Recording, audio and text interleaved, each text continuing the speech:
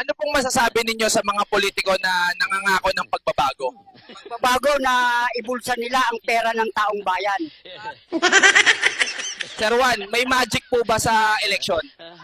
Meron, yung talunan, siya pa rin ang laging nananalo.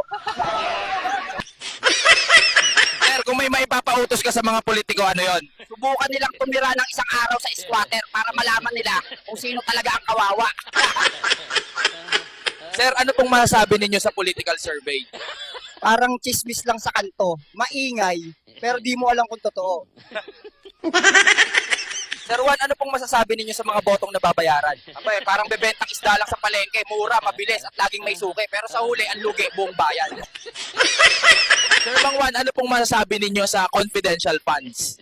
Yan yung pondo na hindi natin alam, pero sila laging may alam. Sir, ano pong masasabi ninyo sa mga politikong nagbabagong anyo tuwing eleksyon? Parang transformer lang, pero sa huli, pareho pa rin, trapo.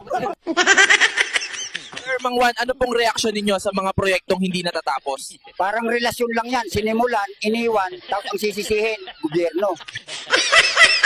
Sir, naniniwala po ba kayo sa unity? Oo, pag may ayuda, pero sa politiko, kahit hindi election, kanya-kanyang siraan ulit. Sir Mang Juan, dapat ba ang politiko ay may diploma? Hindi, mas okay yung may konsensya kahit walang papel. Sir, bakit may mga artistang endorser ang mga kandidato?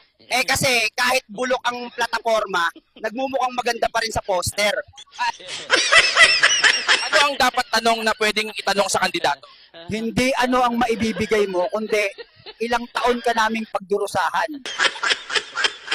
Ano po masasabi ninyo sa mainit na issue ngayon? Alam mo, parang kape lang yan, mainit sa simula, pero pag tumagal, lumalamig din, lalo na pag walang asukal ng gobyerno. Sa tingin ko, ang pinakamahalagang issue ngayon ay kung bakit mas masarap ang pansit canton kapag iba ang nagluto. Yan ang tunay na misteryo. Ano sa tingin mo ang pinakamalaking issue na kinakaharap natin ngayon? Alam mo, sa totoo lang, ang traffic. Kasi kahit anong gawin mo, laging may traffic. Ako, alam mo, ang sikreto dyan, parang pag-ibig. Kailangan mo lang ng tamang diskarte at konting himala. Nakita ko, ang daming isda sa Congress. Akala ko fish market. Yung pala, buhaya lahat. Ano ang masasabi mo sa ating gobyerno ngayon?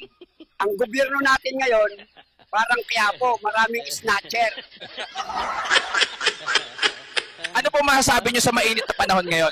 Grabe, parang pag-ibig, biglang dumarating, biglang nawawala. Pero ang pawis,